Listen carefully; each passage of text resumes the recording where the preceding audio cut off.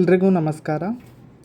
ಇವತ್ತಿನ ವಿಡಿಯೋದಲ್ಲಿ ಕೆಸೆಟ್ ಅಥವಾ ನೆಟ್ ಎಕ್ಸಾಮನ್ನು ನಾವು ಪಾಸಾಗಬೇಕಿದ್ರೆ, ಕೆಸೆಟ್ ಅಥವಾ ನೆಟ್ ಎಕ್ಸಾಮಲ್ಲಿ ನಾವು ಎಲಿಜಿಬಿಲಿಟಿಯನ್ನು ಪಡಿಬೇಕಿದ್ರೆ ಯಾವೆಲ್ಲ ಪ್ರೊಸೀಜರ್ಸ್, ಯಾವೆಲ್ಲ ಕ್ರೈಟೀರಿಯಾವನ್ನು ಫಾಲೋ ಮಾಡ್ತಾರೆ, ರಿಸಲ್ಟನ್ನು ಬಿಡಲಿಕ್ಕೆ, ಕೆಸೆಟ್ ಅಥವಾ NET ರಿಸಲ್ಟನ್ನು ಬಿಡಲಿಕ್ಕೆ ಯಾವುದೆಲ್ಲ ಪ್ರೊಸೀಜರ್ಸ್ ಇದೆ, ಯಾವುದೆಲ್ಲ ಕ್ರೈಟೀರಿಯಾಗಳಿವೆ ಅನ್ನೋದನ್ನು ಈ ವಿಡಿಯೋದಲ್ಲಿ ನಿಮಗೆ ತಿಳಿಸಬೇಕು ಅಂತ ವಿಡಿಯೋವನ್ನು ಮಾಡ್ತಿದ್ದೇನೆ.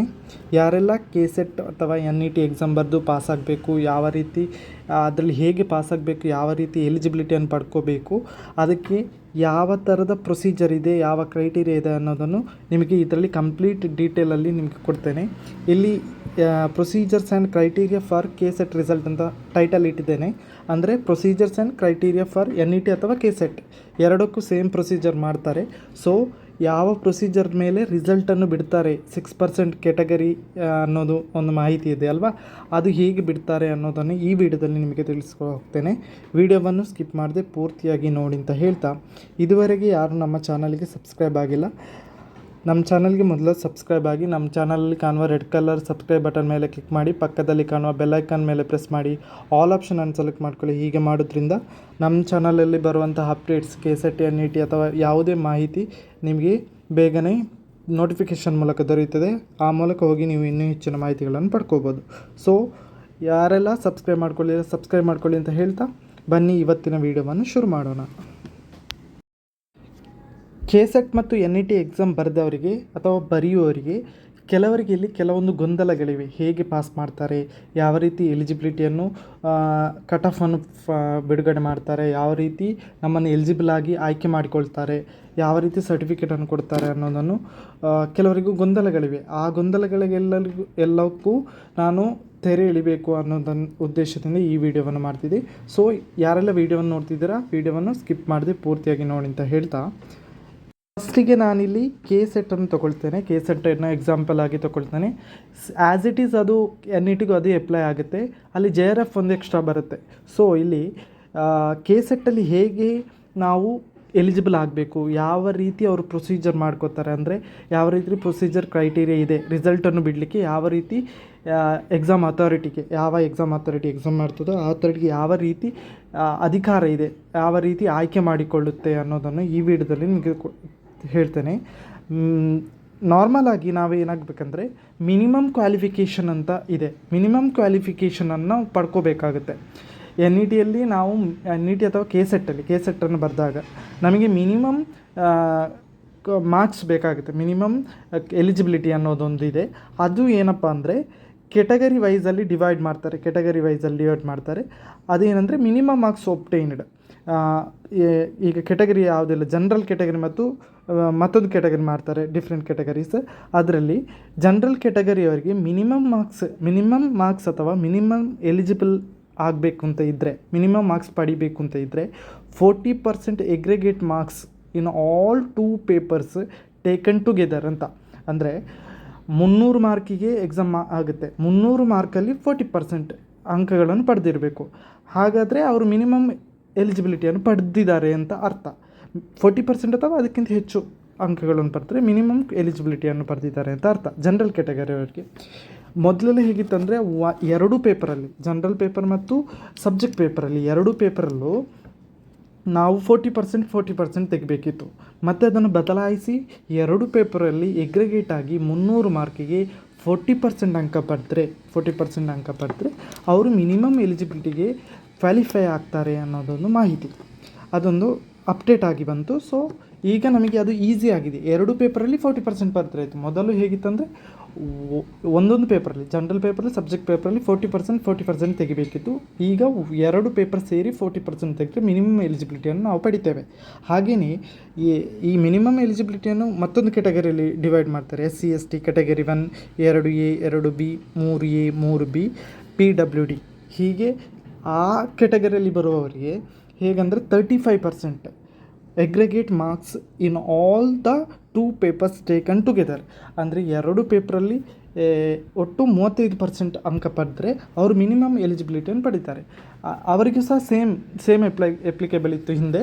2 ಪೇಪರಲ್ಲಿ 35 ತೆಗಿಬೇಕಿತ್ತು. ಬಟ್ ನಾವು ಅದು ಅಪ್ಡೇಟ್ ಆಗಿ ಏನಾಗಿದೆ ಅಂದರೆ 35% 2 ಪೇಪರಲ್ಲಿ 300 ಮಾರ್ಕ್ಸಿಗೆ ಎಕ್ಸಾಮ್ 100 ಮತ್ತು 200. ಸೊ 300 ಮಾರ್ಕ್ಸಲ್ಲಿ 35% ತೆಗೆದ್ರೆ ಅಂಕಗಳನ್ನು ಪಡೆದ್ರೆ ಅವರು ಮಿನಿಮಮ್ ಎಲಿಜಿಬಿಲಿಟಿಗೆ ಅರ್ಹರಾಗ್ತಾರೆ ಅನ್ನೋದು ಅಪ್ಡೇಟ್ ಆದಂಥ ಮಾಹಿತಿ. ಈ ಮಿನಿಮಮ್ ಎಲಿಜಿಬಿಲಿಟಿ ಇದ್ದರೆ ಮಾತ್ರ ನಾವು 6% ಕೆಟಗರಿಯೊಳಗೆ ಬರಲಿಕ್ಕೆ ಸಾಧ್ಯ ಆಗ್ತದೆ. ಈ ಮಿನಿಮಮ್ ಎಲಿಜಿಬಿಲಿಟಿ ನಮಗೆ ಇದ್ದರೆ, ಈ ಮಿನಿಮಮ್ ಎಲಿಜಿಬಿಲಿಟಿಯನ್ನು ನಾವು ಪಡೆದ್ರೆ ನಮಗೆ ಮುಂದಿನ ಹಂತದ ಪ್ರೊಸೀಜರ್ಸ್ ಏನಿದೆ, ಈ ಮುಂದಿನ ಹಂತ ಬೇರೆ ಎಲ್ಲ ಪ್ರೊಸೀಜರ್ಸ್ ಇದೆ. ಇದಕ್ಕೆ ಕೆಟಗರಿ ವೈಸ್ ಡಿವೈಡ್ ಆಗುತ್ತೆ. 6% ಕೆಟಗರಿಯಲ್ಲಿ 6% ಜನರನ್ನು ಮಾತ್ರ ಆಯ್ಕೆ ಮಾಡಿಕೊಳ್ತಾರೆ. ಅದರ 6% ಮಾತ್ರ ಬರಬೇಕಂತ, ಆ 6% ಒಳಗೆ ನಾವು ಕೂಡ ಬರಬೇಕು ಅಂದರೆ ಈ ಮಿನಿಮಮ್ ಎಲಿಜಿಬಿಲಿಟಿ ತುಂಬ ಇಂಪಾರ್ಟೆಂಟ್ ವಿಷಯ ಆಗಿರುತ್ತೆ. ಸೊ ಈ ಮಿನಿಮಮ್ ಎಲಿಜಿಬಿಲಿಟಿಯನ್ನು ನಾವು ಪಡೆದ್ರೆ 6% ಒಳಗೆ ಬರ್ಬೋದು. ಆ 6% ಒಳಗೆ ಬಂದರೆ ನಾವು ಪಾಸ್ ಅಂತ ಅರ್ಥ. ಈ 40% 35% ಬಂದರೆ ಪಾಸ್ ಅಂತ ಹೇಳಿಕ್ಕೆ ಆಗೋದಿಲ್ಲ. ನಾವು 6% ಒಳಗೆ ಬರಬೇಕು ಅಂದರೆ ಈ ಮಿನಿಮಮ್ ಎಲಿಜಿಬಿಲಿಟಿ ಅನ್ನೋದು ನಮ್ಮ ಹತ್ರ ಇರಬೇಕು. ಆ ಮಿನಿಮಮ್ ಎಲಿಜಿಬಿಲಿಟಿ ಪಡೆದ ನಂತರ ನಾವು 6%ಗೆ ಮತ್ತೊಂದು ಪ್ರೊಸೀಜರ್ ಇದೆ. ಆ ಪ್ರೊಸೀಜರ್ಗೆ ಹೋದ್ಮೇಲೆ ಅಲ್ಲಿ ನಾವು ಸೆಲೆಕ್ಟ್ ಆದರೆ KSET NET ಕ್ಲಿಯರ್ ಮಾಡಿದ್ದೇವೆ ಅಂತ ಹೇಳ್ಬೋದು. ಸೊ ನೆಕ್ಸ್ಟ್ ಪ್ರೊಸೀಜರ್ ಏನಿರುತ್ತೆ, 6% ಕೆಟಗರಿ ಒಳಗೆ ಬರಬೇಕಂದ್ರೆ ಯಾವ ರೀತಿ ಪ್ರೊಸೀಜರ್ ಮಾಡ್ತಾರೆ ಅನ್ನೋದನ್ನು ನೆಕ್ಸ್ಟ್ ನೋಡೋಣ. ಫಸ್ಟ್ ಸ್ಟೆಪ್ಪಲ್ಲಿ ನಾನು ಹೇಳಿದೆ ಮಿನಿಮಮ್ ಎಲಿಜಿಬಿಲಿಟಿ ಅನ್ನೋದು ನಮಗೆ ಬೇಕೇ ಬೇಕು 6% ಒಳಗೆ ಬರಬೇಕು ಅಂದರೆ. ಜನರಲ್ ಕೆಟಗರಿ ಆದರೆ 40% ಅಂಕಗಳನ್ನು ಪಡೆದಿರಬೇಕು 2 ಪೇಪರ್ ಸೇರಿ. ಹಾಗೆಯೇ ಇನ್ನೊಂದು ಕೆಟಗರಿಯಲ್ಲಿ ಬರೋದಾದರೆ ನಮಗೆ 35% ಅಂಕಗಳು 2 ಪೇಪರಲ್ಲಿ ಸೇರಿ ನಮಗೆ ಬೇಕಾಗ್ತದೆ. ಹಾಗಂತ ಈ ಎರಡರಲ್ಲಿ 40% 35% ನನಗೆ ಸಿಕ್ಕಿದೆ ಅಂತ ಹೇಳಿದರೆ ಅದು ಎಲ್ಲರೂ ಪಾಸಾಗಲಿಕ್ಕೆ ಸಾಧ್ಯ ಇಲ್ಲ. 40% ಸಿಕ್ಕಿದೆ, 35% ನನಗೆ ಸಿಕ್ಕಿದೆ, ನಾನು ಕ್ವಾಲಿಫೈ ಆಗ್ತೇನಾ ಅಂತ ಹೇಳಿದರೆ ನಾವು ಕ್ವಾಲಿಫೈ ಎಲ್ಲರೂ ಪಾಸ್ ಆಗಲಿಕ್ಕೆ ಸಾಧ್ಯ ಇಲ್ಲ. 6% ಕೆಟಗರಿ ಒಳಗೆ ಬಂದರೆ ನಾವು ಪಾಸಾಗೋ ಚಾನ್ಸಸ್ ಇರುತ್ತೆ. ಸೊ ನಾವೀಗ 6% ಕೆಟಗರಿ ಒಳಗೆ ಬರಬೇಕು ಅಂತ ಹೇಳಿದರೆ ಯಾವ ರೀತಿ ಪ್ರೊಸೀಜರ್ ಇದೆ, ಅಥಾರಿಟಿ ಅವರು ಹೇಗೆ ನಮ್ಮನ್ನು 6% ಒಳಗೆ ಭರಿಸ್ತಾರೆ, ಹೇಗೆ 6% ಪೀಪಲನ್ನು ಸೆಲೆಕ್ಟ್ ಮಾಡ್ತಾರೆ ಅನ್ನೋದನ್ನು ಇಲ್ಲಿ ನಿಮಗೆ ತಿಳಿಸ್ತೇನೆ. The number of candidates to be qualified, total slot ಅಂತಲೂ ಹೇಳ್ತೇವೆ, for eligibility for assistant professor shall be equal to 6% of candidates appeared in the both the papers of KSET. ಆ ಪರ್ಟಿಕ್ಯುಲರ್ ಇಯರಲ್ಲಿ ಯಾರೆಲ್ಲ 2 ಪೇಪರ್, ಸಬ್ಜೆಕ್ಟ್ ಪೇಪರ್ ಮತ್ತು general paper 2 ಪೇಪರ್ಗೆ eligible ಅಂದರೆ ಬರೆದಿರ್ತಾರೆ, present ಆಗಿರ್ತಾರೆ, ಆ ಜನರನ್ನು ಕನ್ಸಿಡರ್ ಮಾಡ್ತಾರೆ. ಟೋಟಲ್ ಎಷ್ಟು ಜನ ಪ್ರೆಸೆಂಟ್ ಆಗಿದ್ದಾರೆ 2 ಪೇಪರ್ಗೆ ಕನ್ಸಿಡರ್ ಆಗಿರ್ತಾರೆ. ಅಂದರೆ ಒಂದು ಪೇಪರ್ ಬರೆದು ಇನ್ನೊಂದು ಪೇಪರ್ ಬರೆದಿಲ್ಲ ಅಂದರೆ ಅವ್ರು ಕನ್ಸಿಡರ್ ಆಗಲ್ಲ. ಯಾರು 2 ಪೇಪರನ್ನು ಪ್ರೆಸೆಂಟ್ ಆಗಿ ಎಕ್ಸಾಮ್ ಬರ್ತಿರ್ತಾರೆ ಅವರ ಬೇಸ್ ಮೇಲೆ 6% ಜನರನ್ನು ಆಯ್ಕೆ ಮಾಡ್ತಾರೆ. ಅದರಲ್ಲಿ 6% ಜನರನ್ನು ಆಯ್ಕೆ ಮಾಡ್ತಾರೆ. ಮತ್ತೇನು ಮಾಡ್ತಾರೆ ಅಂದರೆ ನೆಕ್ಸ್ಟ್ ಪ್ರೊಸೀಜರಲ್ಲಿ merit list will be prepared for eligibility candidates category wise using the aggregate marks of all the 2 papers secured by the such candidates. 6% ಜನರನ್ನು ಸೆಲೆಕ್ಟ್ ಮಾಡೋದು ಹೇಗೆ ಅಂತ ಹೇಳಿದರೆ ಯಾರೆಲ್ಲ 2 ಎಕ್ಸಾಮ್ಗೆ ಪ್ರೆಸೆಂಟ್ ಆಗಿರ್ತಾರೆ ಅವರಲ್ಲಿ 6% ಜನರನ್ನು ಸೆಲೆಕ್ಟ್ ಮಾಡ್ತಾರೆ. ಹೇಗೆ ಮೆರಿಟ್ ಲಿಸ್ಟನ್ನು ತಯಾರು ಮಾಡ್ತಾರೆ. ಇದು ವೆರಿ ಇಂಪಾರ್ಟೆಂಟ್ ಪ್ರೊಸೀಜರ್. ಮೆರಿಟ್ ಲಿಸ್ಟನ್ನು ತಯಾರು ಮಾಡುವಂಥದ್ದು ಯಾರು 6% ಒಳಗೆ ಬರ್ತಾರೆ ಅಂದರೆ ಮಿನಿಮಮ್ ಕ್ವಾಲಿಫಿಕೇಷನ್ ಅಂತ ಹೇಳಿದೆ, ಮಿನಿಮಮ್ ಎಲಿಜಿಬಿಲಿಟಿ ಅಂತ ಹೇಳಿದೆ 40% ಅಥವಾ 35%. ಇದರಲ್ಲಿ ಯಾರು ಬಂದಿರ್ತಾರೆ ಅವರನ್ನು ಇಲ್ಲಿ ಕನ್ಸಿಡರ್ ಮಾಡ್ತಾರೆ, ಮೆರಿಟ್ ಲಿಸ್ಟಿಗೆ ಕನ್ಸಿಡರ್ ಮಾಡ್ತಾರೆ. ಯಾರು 35-40%ಗಿಂತ ಕಡಿಮೆ ಮಾರ್ಕ್ ಪಡೆದಿರ್ತಾರೆ ಅವರು ಇಲ್ಲಿ ಕನ್ಸಿಡರ್ ಆಗಲಿಕ್ಕೆ ಸಾಧ್ಯವೇ ಇಲ್ಲ. ಸೊ 40% ಮತ್ತು 35% ಅನ್ನೋದು ಮಿನಿಮಮ್ ಎಲಿಜಿಬಿಲಿಟಿ. ಅದನ್ನು ಇಟ್ಕೊಂಡು ನಮ್ಮನ್ನು ಮೆರಿಟ್ ಲಿಸ್ಟ್ ಮಾಡ್ತಾರೆ. ಸೊ ಮೆರಿಟ್ ಲಿಸ್ಟ್ ಪ್ರಿಪೇರ್ ಮಾಡ್ತಾರೆ, category wise merit list prepare ಮಾಡಿ ಅದರಲ್ಲಿ 6% ಜನರನ್ನು ಆಯ್ಕೆ ಮಾಡ್ತಾರೆ. ಸೊ 6% ಜನರನ್ನು ಆಯ್ಕೆ ಮಾಡಬೇಕಿದ್ರೆ ನಮಗೆ ಮಿನಿಮಮ್ ಎಲಿಜಿಬಿಲಿಟಿ ಬೇಕೇ ಬೇಕು. ಸೊ ಮಿನಿಮಮ್ ಎಲಿಜಿಬಿಲಿಟಿ ಇದ್ದ ನಂತರ ನಾವು ಮೆರಿಟ್ ಲಿಸ್ಟಲ್ಲಿ ಸೆಲೆಕ್ಟ್ ಆಗಬೇಕಂದ್ರೆ ಸ್ವಲ್ಪ ಹೆಚ್ಚು ಮಾರ್ಕ್ ಬೇಕಾಗುತ್ತೆ. ಸೊ ಆ 6% ಕೆಟಗರಿ ಒಳಗೆ ಬರಬೇಕಂದ್ರೆ ಮಿನಿಮಮ್ ಎಲಿಜಿಬಿಲಿಟಿ ಬಂದ ನಂತರ ಮೆರಿಟ್ ಲಿಸ್ಟ್ ಆಗುತ್ತೆ. ಆ ಮೆರಿಟ್ ಲಿಸ್ಟಲ್ಲಿ ನಾವು ಬರಬೇಕಾಗುತ್ತೆ. ಸೊ 6% ಕೆಟಗರಿವರೆಗೆ ಬರಬೇಕಂದ್ರೆ ಈ ಥರ ಮೆರಿಟ್ ಲಿಸ್ಟನ್ನು ಮಾಡ್ತಾರೆ. ಈ 6%ಗೆ ಹೇಗೆ ಅಂದರೆ ಕ್ಯಾಂಡಿಡೇಟ್ಸನ್ನು ಸೆಲೆಕ್ಟ್ ಮಾಡ್ತಾರೆ ಅಂದರೆ ಇಲ್ಲೊಂದು ಫಾರ್ಮುಲಾ ಇದೆ. ಫಾರ್ಮುಲಾ ಬೇಸ್ ಮೇಲೆ ಇಲ್ಲಿ ನಮ್ಮನ್ನು ಸೆಲೆಕ್ಟ್ ಮಾಡ್ತಾರೆ. UGCಯಿಂದ ಬಂದಂತಹ ಒಂದು ಫಾರ್ಮುಲಾ, ಇದರ ಬೇಸ್ ಮೇಲೇ KSETನ 6% ಜನರನ್ನು ಆಯ್ಕೆ ಮಾಡ್ಕೋತಾರೆ.